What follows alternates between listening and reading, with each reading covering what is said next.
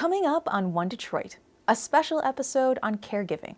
We'll visit a senior living facility to learn about the compassionate connection that exists between caregivers and residents.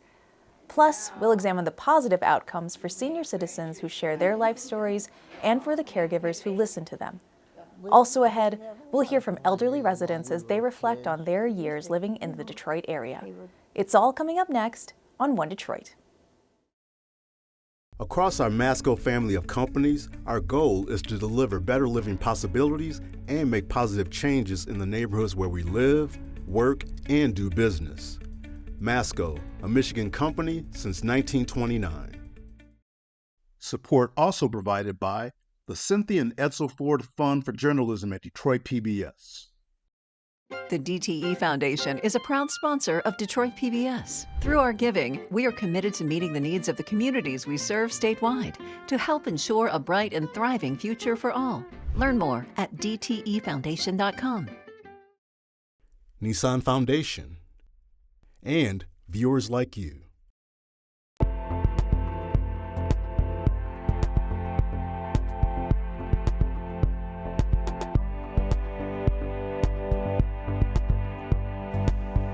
One Detroit is continuing our special series on caregiving. We share how conversations have an impact on the lives of senior citizens and their caregivers. First up, One Detroit contributor Sarah Zintarski visited American House Senior Living Community in Livonia. She talked with staff and residents about relationships created there through interaction and dialogue.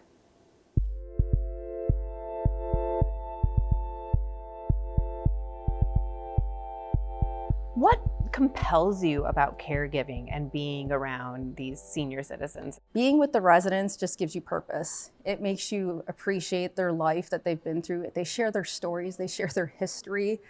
You become their family. And I always say this, I can teach somebody accounting, I can teach somebody how to go out and market, but I cannot teach somebody to really love a senior and have that compassion. So it's in me. That's just what I love to do, and I love to be with the residents. Oh, I get a lot of wisdom. I get stories every day of them from their childhood. It's always a interesting day here in American House. It's never a dull moment. They keep me on my feet and keep me busy daily. Is there a therapeutic element to conversing with people and storytelling and just being able to be in a community like this? Oh, I definitely think there is a therapeutic, because if you're a senior and you're at home all by yourself, not socializing, just sitting down watching TV, coming into a community where there's life and it's constant activities and there's people around to speak to. I have seen residents come in who need a lot of services provided to them, and in 6 months from now, they don't need those services provided anymore because they're active again. They're engaged in the community, they have friends. So the socialization part of it is absolutely impactful. Sharing their stories brings life to them. If they're able to express themselves, that helps a lot. They like to be heard, and you just have to have a little patience and listen. What is the magic that happens when you slow down and you really sit down and hear a resident's story? I'm in awe of their stories. It amazes me. One of our residents, I sat and listened to him talk and found out that he actually had lunch with Rosa Parks. I kind of hear and kind of learn different stories that they might not have shared before. It makes a great deal that somebody is interested in my life as much as I'm interested in their life. But yeah, it's important. It kind of gives you a little bit of a boost in your self-esteem, when people listen and they're really listening. I believe talking out your problems, talking out being happy, being sad, talking in general with people helps them and helps you. That's just how God made us. What makes a good caregiver here at American House? One thing, you have to listen to the person that you're caring for. And sometimes that's difficult because as you get older, sometimes we repeat stories or things, over and over. And that can be very frustrating, but I don't see that here. Being able to just be a part of the journey and knowing that you're making an impact on their life. Somebody might be having a really sad day for whatever the reason is, and knowing that you just sit for 20 minutes with that resident and talk to them, and you change their frown to a smile, and it just makes you feel good. It makes them feel good. What can you say about how just important caregivers are to our society in order to succeed? Caregivers are probably the most undervalued part of the society, and they are so valuable to the residents. I mean, they do the little tiny things. Just if you dropped your remote, can you come pick it up? I mean, things that we take for granted that we can do is something big to the resident, and that's the caregivers provide that little touch all the way to the hugs, to the love. Some of our residents do not have families. Some of our residents have outlived their friends. They need somebody that just genuinely loves them, and that's the important role of the caregiver. They become their family. They become their trusted confidant. They're there to encourage the residents, and they deserve all the praise in the world. We need more great caregivers because I guess I'm in that group now. We're the aging people, so they have to take care of us, and having a good attitude while doing it. What do you think about someone who may be aging, who is living alone but doesn't want to come to a community like this? What would you want to say to them? It'll be okay. Come in, check it out, meet some new friends. Once you meet new people and form them friendships and bonds, everything will fall into place. How do you see their quality of life change as they accept that care in? Oh, it's amazing. People that come into the building who are very hesitant to be in a senior home, and they don't want to be with all the walkers and wheelchair people, come out, the first few weeks, sometimes they're, in their apartment, they don't want to come out and participate. And then once you do that and they start participating in activities, they're coming down to the lunchroom, they start to have best friends at their table. And they're the social butterflies of the building. They're everywhere and anything. I adapted pretty well. I think that close-knit helped me to center myself and stay centered. How do you see the spirit of residents get lifted from when they're maybe not conversing as much to when they are getting more talkative? Oh, it's very, very, very beneficial. It keeps them stimulated, keeps their mind going. It keeps them engaged with other residents. And I see that it tends to make them more happy when they're around friends and engaging and laughing. And it lifts my spirits as well. We continue now with a look at the therapeutic impact of storytelling on senior citizens and their caregivers. Research shows better health outcomes for the elderly who openly reflect on their life stories, as well as for listeners hearing those stories. One Detroit senior producer, Bill Kubota, spoke with experts and staff at senior living facilities about the benefits.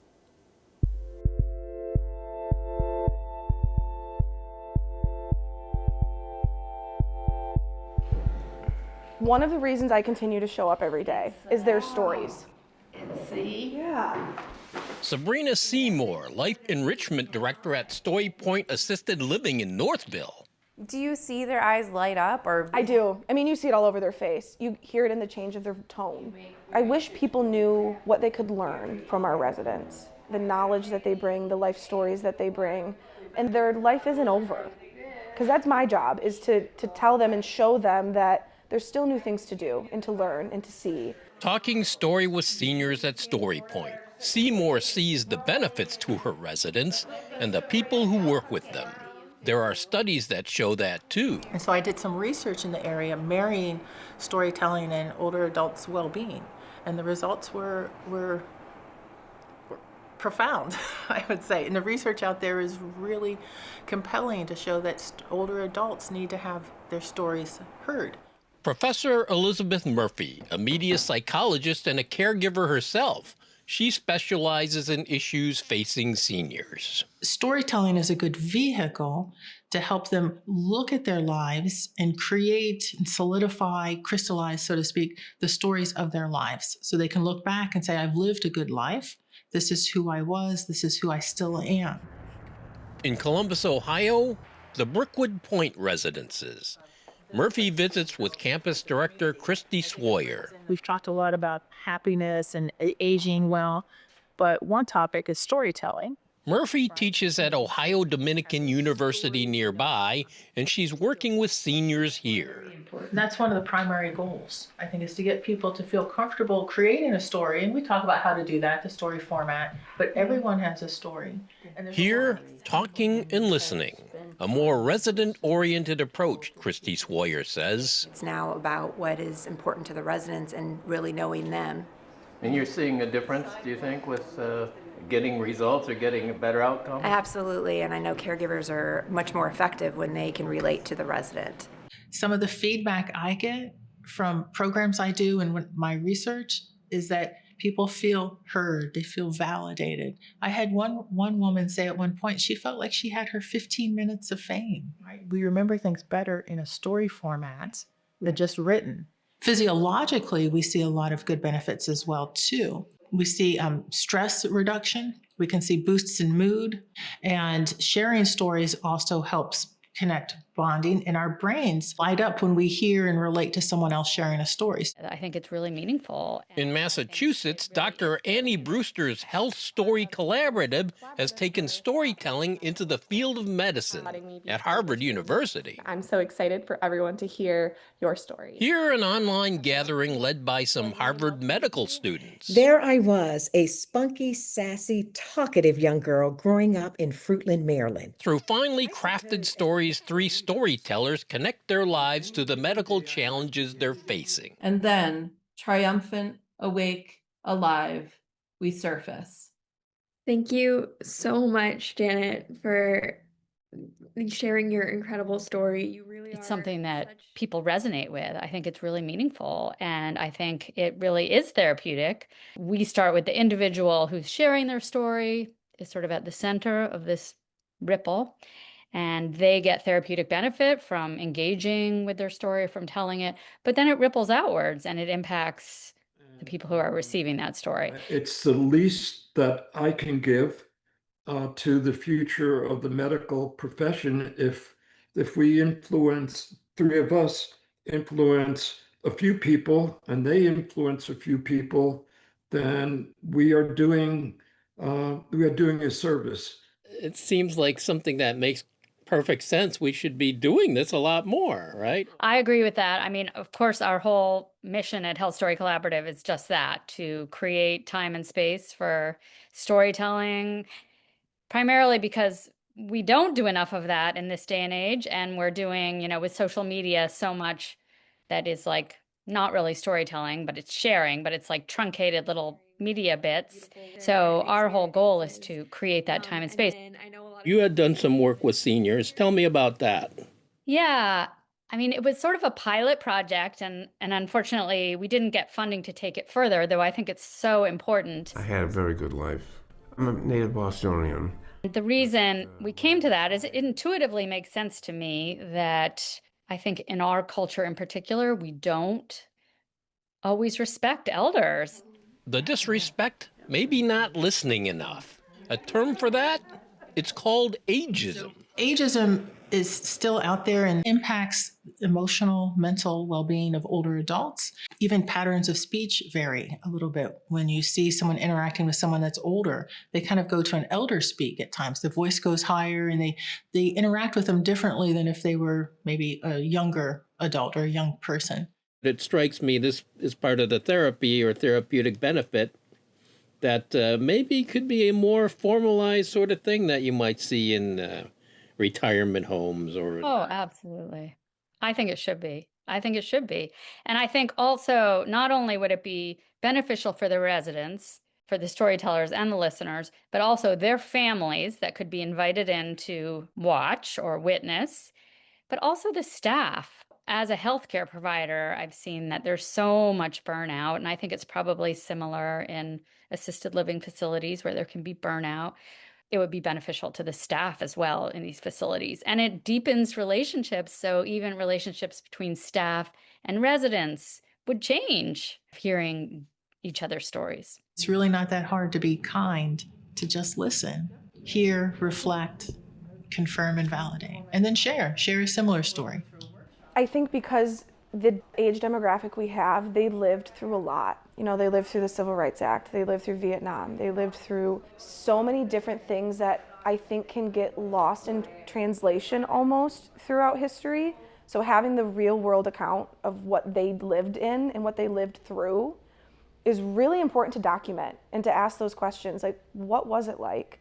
You know, was it like what we read in the history books? It's like, was it really like that? Or, you know, is it inflated or is it downplayed from what maybe I learned in school?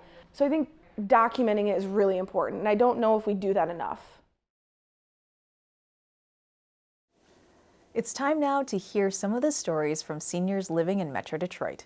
From immigrant journeys and neighborhood traditions to downtown parades and street games, the region's older residents have wide-ranging memories of life.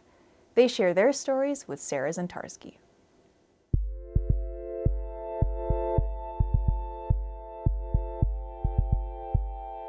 Can you just tell me a little bit about where you grew up and what your neighborhood was like? I was born and raised in Detroit, Michigan in 1973. And I was raised by Caribbean parents. My dad was Guyanese and my mother was West Indian. Can you just tell me where you grew up? In Detroit.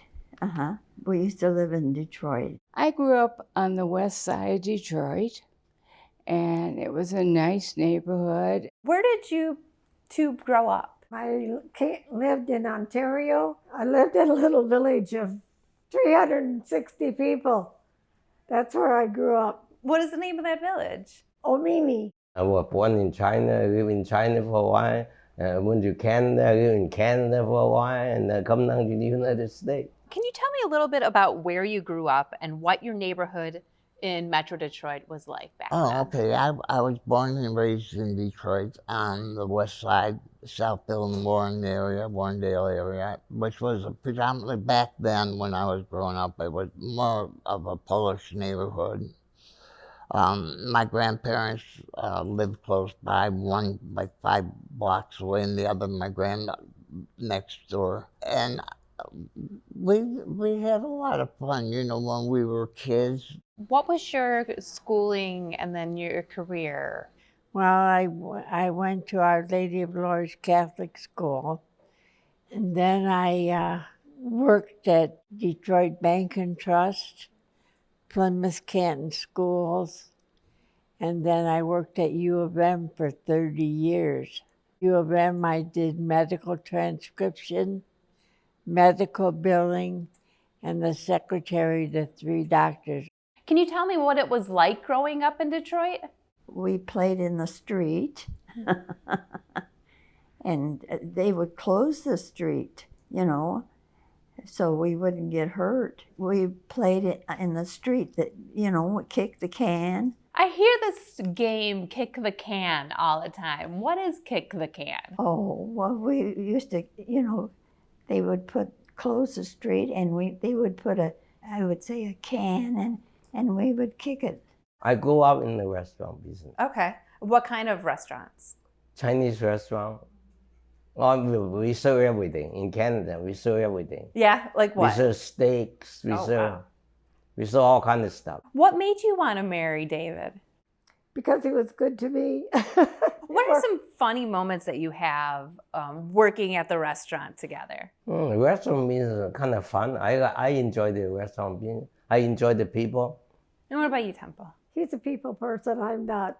And so he was happy about it. And I wasn't unhappy, but it's not my forte. What are some of the poignant moments in your life that really define who you are, who you came to be? I think I've been drawing ever since I was a little child. And when I was at St. Mary's of Redford, they didn't have an art teacher, but I continued drawing. And I remember my mother taking 3 buses, at least 3 or 4 times, down to have me take a day's class at the DIA, because they saw the talent was there and they wanted to pursue it. And that's one thing I really remember. Do you remember any of the fun activities that you did growing up? Playing baseball. I like playing baseball. I used to go down with the gang of kids And we used to go to the park and see everything that was going on. What are some of the things that you loved about the city of Detroit? Going downtown with my mom, Hudson's, Christmas time at Hudson's down there. A good neighborhood, lots of kids playing on the street, and of course, the traditional coming in when the street lights went on. It's fun going downtown, you know, and I used to go down to the ethnic festivals every weekend when they had it on the Detroit River before they built Hart Plaza. It was all gravel. And that was really nice. And then they built Hart Plaza. Would your parents take you to like downtown at all? Yes, we would go downtown usually for the big events like Thanksgiving parade, and we were a drag racing family. So I wasn't like the other kids. I worked on 454 big black engines with my dad. I had to do tune-ups. I gapped all his spark plugs. Oh my God, I was such a tomboy when I was a kid. How did your family end up coming to the Detroit area? Well, my grandfather, when he was a young guy, him and his cousin decided they're from Poland and coming from a communist country, they wanted a better life, of course, like everybody else. So they came in and they landed in New York, and then they a little bit in Buffalo, and then my grandfather finally got a job at Ford Motor Company. You know, so he worked there for years and years. What do you think made Ari Bakery so beloved in the area? We hired all the same people. We brought all the people up from Indiana, and they our our down-home folks. How many employees did you have at Ari Bakery? 300. They used to have an open house every other year, and you would see the product being made. How do you see Detroit has changed over your lifetime? Detroit has changed a lot. It's not, to me, when I grew up in Detroit, Detroit was more close-knit. I mean, we had long streets on Margaret. It was very long. We lived between Woodward and Nevada. That's like blocks of walking. And we knew everybody on both sides of the street. Everybody knew everybody. That's just not how it is nowadays. I don't think anywhere. People are more closed off. They're on their computer. What are some of the things that you wish were still the same from, 50 years ago compared to now? Oh, wow. I think life was so much simpler back then compared to today with all the technology and stuff. And a lot of that has just bypassed me because I'm not into all that electronic stuff, But a lot of it is very good, and very helpful for people. One of the other things that, you would think would help define me is my love of animals. I love animals, all animals. What would you want people to know the most about the life that you've lived so far? I've lived a very full life. I've traveled almost all over the world. I've been to China and Italy 5 times and all over Eastern Europe and stuff. And the river cruises stopped at a different city or country every day, and you learned about how the people live and everything else, and that was important to me. I've lived a very exciting life and fulfilling life. What are the lessons that you learned from your mother and dad that you want to continue? To be honest with yourself, to be honest with other people, always look people in the eyes, what my dad always said. When you negotiate a deal, he negotiated lots of deals. And the other thing my dad taught me was great sportsmanship. He was a pro stock drag racer, so when he raced, whether he won or lost, he always went around and shook everyone's hand. What advice can you give me right now to be able to live a life and live as vibrant as you guys are? Well, what you should do, you should be able to get along with almost anybody. Anybody walk in, try to get along with them. What do you want people to understand about the aging process and like just where you are right now in this chapter of your life? Just be glad that you're still alive and you can still, I said, I wake up every day and thank God I can still walk, talk, and breathe and remember my name. And you can see more of our caregiving stories at onedetroitpbs.org. That'll do it for this week's One Detroit. Thank you for watching. Head to the One Detroit website for all the stories we're working on, follow us on social media, and sign up for our newsletter.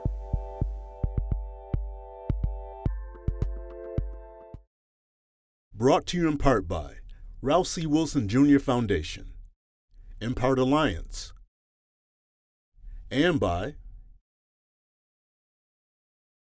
across our Masco family of companies, our goal is to deliver better living possibilities and make positive changes in the neighborhoods where we live, work, and do business.